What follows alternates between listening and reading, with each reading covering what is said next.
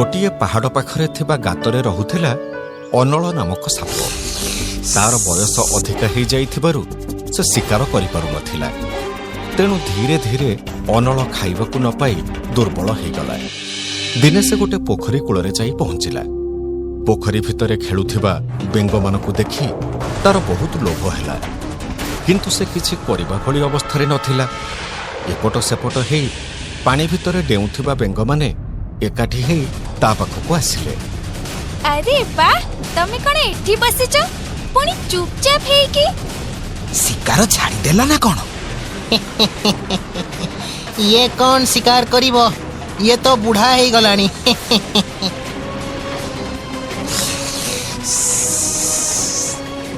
ହସ ହସ, ଯେତେ ପାରୁଛ ହସ। ମୋର ତ ବିପଦ ପଡ଼ିଛି ନା, ଜାଣିଥିଲେ ତମେ ହସନ୍ତନି। ସତ ହଉଛି 8 ଦିନ ତଳେ ମୁଁ ଗୋଟେ ବ୍ରାହ୍ମଣକୁ କାମୁଡ଼ି ଦବାରୁ ସେ ମୋତେ ଅଭିଶାପ ଦେଲା। କହିଲା, ଯୋଉ ବେଙ୍ଗମାନଙ୍କୁ ତୁ ଶିକାର କରୁ ତାଙ୍କୁ ଆଉ ଶିକାର କରିପାରିବୁନି। ଆଜିଠୁ ତାଙ୍କର ଚାକର ହେଇକି ରହିବୁ। ସେଇ ଦିନଠୁ ମୁଁ ଆଉ କିଛି ଖାଇପାରୁନି। ଆରେ ଆରେ, କେତେ ବଢିଆ କଥା କହିଲ ମା।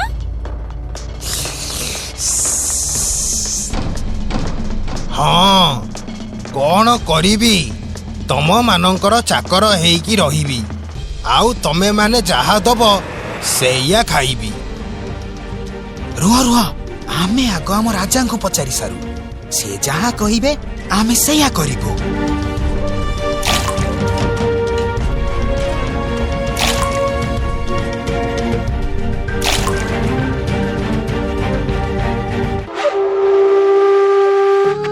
ମହାରାଜ, ଗୋଟେ ସାପ ଆସି ପହଞ୍ଚିଛି। ତାକୁ ଜଣେ ବ୍ରାହ୍ମଣ ଅଭିଶାପ ଦେଇଛି ଯେ ସେ ଆମ ବେଙ୍ଗ ଜାତିର ଚାକର ହେଇ ରହିବ, ଆଉ ଆମେ ଯାହା ଦେବୁ ସେ ସେଇଆ ଖାଇବ। ଏ କଥା କଣ ସତ? ହଁ ମହାରାଜ, ଆପଣ ନିଜ ଆଖିରେ ନ ଦେଖିଲେ ବିଶ୍ୱାସ କରିପାରିବେନି। ଆଚ୍ଛା, ତାହେଲେ ତ ତାକୁ ଦେଖିବାକୁ ପଡିବ।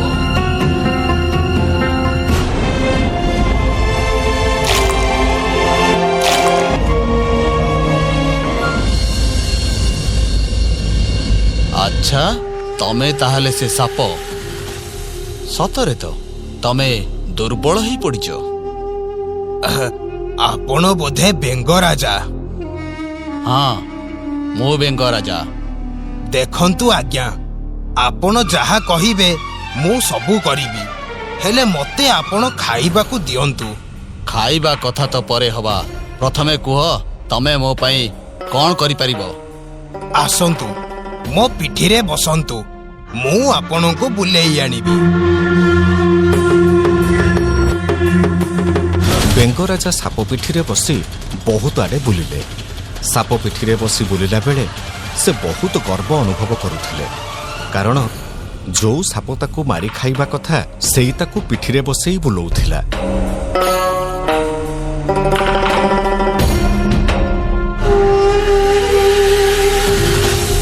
ତା ପରଦିନ ସାପଟି ସମ୍ପୂର୍ଣ୍ଣ ଦୁର୍ବଳ ହେଇଯିବାର ଅଭିନୟ କଲା।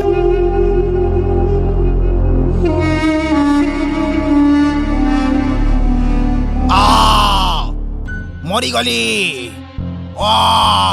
ମାଲୋ, ମୋ ପ୍ରାଣ ଚାଲିଯିବ। କଣ ହେଲା ତମର? ଏମିତି କଣ ହଉଛ?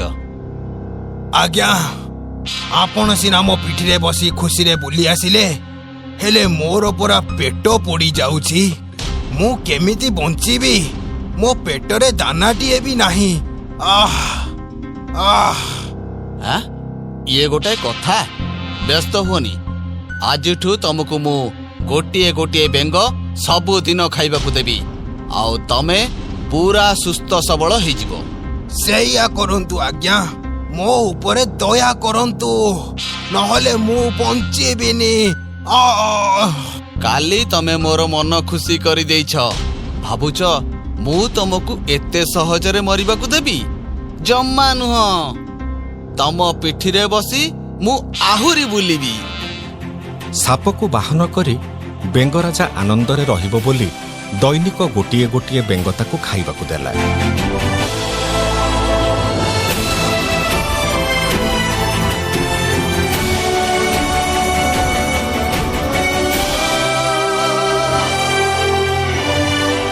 ଧୀରେ ଧୀରେ ବେଙ୍ଗମାନଙ୍କର ବଂଶ ଲୋପ ପାଇବାକୁ ଲାଗିଲା।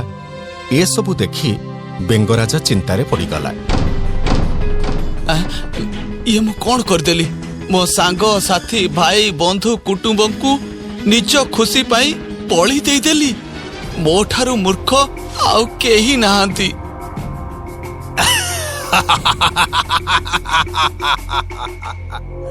ତମେ ବୁଝିବାକୁ ଡେରି କରିଦେଲ ବେଙ୍ଗରାଜ। ତମର ଆଜି ଶେଷ ଦିନ। କଣ କହିବାକୁ ଚାହୁଁଛ ତମେ? ସବୁ ବେଙ୍ଗଙ୍କୁ ମୁଁ ଖାଇସାରିଛି। ଆଉ ଗୋଟିଏ ମାତ୍ର ବେଙ୍ଗ ବାକି ଅଛି। ଆଉ ସେ ଜଣକ ତମେ। ନିଜ ବଂଶକୁ ମୋ ହାତରେ ଟେକିଦେଲା ପରେ ଆଉ ଡେରି କାହିଁ କରୁଛ? ଆସ ଆସ ମୋର ଶିକାର ହେଇଯାଅ। ଆସ। ବଚା ବଚା, ଆରେ କିଏ କୋଉଠି ଅଛ? ମତେ ବଚା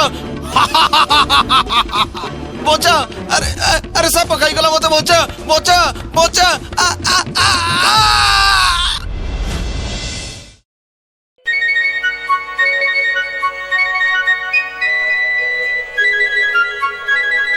ଗୋଟିଏ ଜଙ୍ଗଲରେ ରହୁଥିଲା ଗୁଣ୍ଡୁଚି ମୂଷାଟିଏ।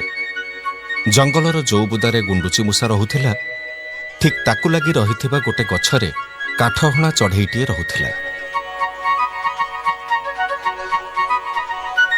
ଦୁହିଁଙ୍କ ଭିତରେ ବେଶ୍ ନିବିଡ଼ ବନ୍ଧୁତା ଥିଲା। ସେଇ ଜଙ୍ଗଲରେ ରହୁଥିଲା ଗୋଟେ ବଡ଼ ହାତୀ। ତାର କିଛି ଦୟାମାୟା ନଥିଲା। ତାଠୁ ଦୁର୍ବଳ ଏବଂ ନିରୀହ ପଶୁପକ୍ଷୀଙ୍କ ଉପରେ ହାତୀଟି ଅତ୍ୟାଚାର କରୁଥିଲା।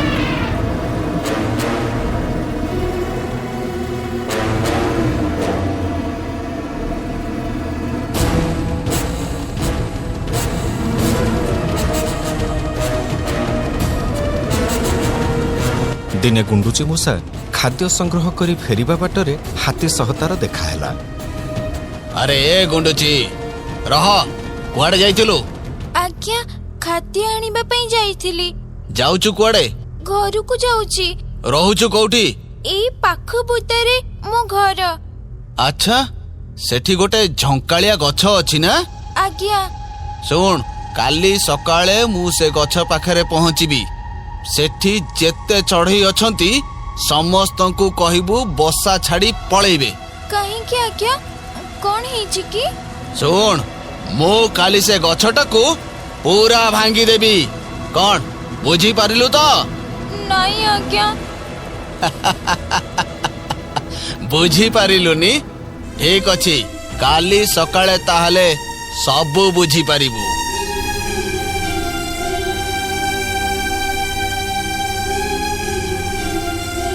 ଜାଣିଲୁ ରେ ଭାଇ, କାଲି ନା ହାତୀ କହିଛି ଆମର ଏ ଗଛଟାକୁ ଭାଙ୍ଗି ଦବ। କାହିଁକି? ଆମେ ତାର କଣ କରିଛେ କି? କିଛି ନ କଲେ କଣ ହେଲା ଭାଇ? ସେ ତ ବଳୁଆ ପଶୁ, ତେଣୁ ତାର ଯାହା ଇଚ୍ଛା ହବ ସେ ସେଇଆ କରିବ। ଯାହା ଇଚ୍ଛା ହବ ମାନେ ଜଙ୍ଗଲଟା କଣ ଏକୁଟିଆ ତାର ନା କଣ? ଏ ଜଙ୍ଗଲରେ ଆମର କଣ କିଛି ଅଧିକାର ନାହିଁ? ଥିଲେ କଣ ହେଲା? ସେ କଣ ଆମ କଥା ମାନିବ? ନିଶ୍ଚୟ ମାନିବ। ତୁ ଦେଖିବୁ, ରହ। ରାତି ପାହି ଖାଲି ସକାଳ ହଉ।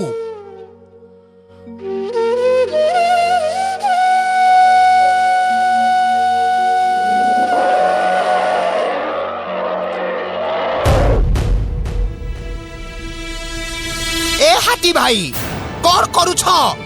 ଆମେ ଏ ଗଛରେ ରହୁଛୁ। ଗଛ ଭାଙ୍ଗି ଗଲେ ଆମେ କଣ କରିବୁ?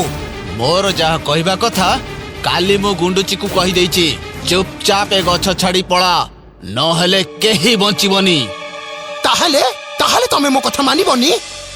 ତୁ ଗୋଟେ ଛାର ଚଢେଇ, ତୋ କଥା ପୁଣି ମୁଁ ମାନିବି?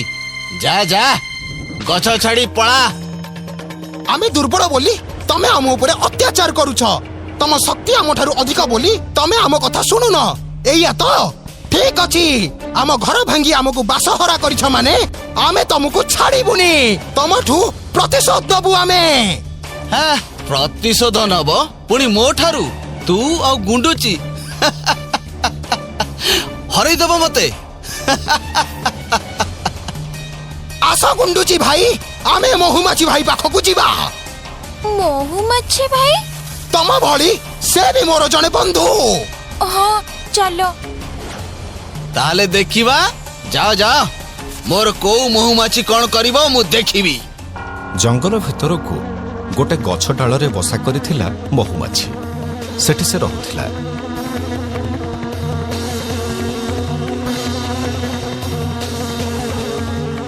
ଦୁଇ ବନ୍ଧୁ ଖୋଜି ଖୋଜି ମହୁମାଛି ପାଖରେ ପହଞ୍ଚିଲେ ଆଉ ମହୁମାଛି ସହ ସବୁ କଥା ଆଲୋଚନା କଲେ।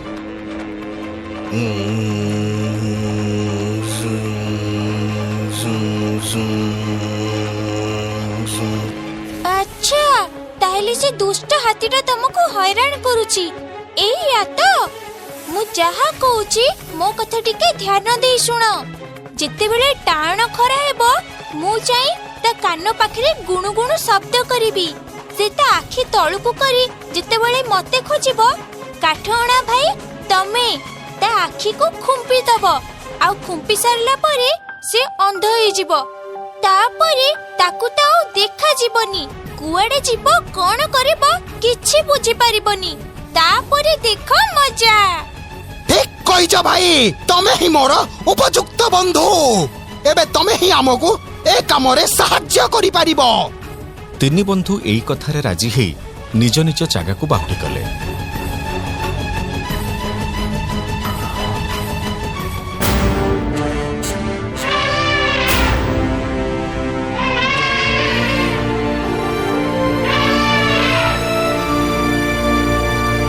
ଦିନେ ଦେଖିଲେ ଗୋଟେ ନଈ ପାଖରେ ହାତୀ ପାଣି ପିଉଛି। ଆଉ ଯୋଜନା ଅନୁସାରେ ମହୁମାଛି ଯାଇ ହାତୀ କାନ ପାଖରେ ଗୁଣୁ ଗୁଣୁ ହେଲା। ଆରେ ଆରେ ଓହ ଓହ ଓହ, ଆରେ ମୋ କାନ ପାଖରେ କି ଏମିତି ଭଣ ଭଣ ହଉଛି? ଯେମିତି ହାତୀ ମହୁମାଛିକୁ ଖୋଜିବା ପାଇଁ ଆଖି ତଳକୁ କରିଛି, କାଠହଣା ତା ଆଖିକୁ ଖୁମ୍ପି ଦେଲା। ମରିଗଲି ମରିଗଲି।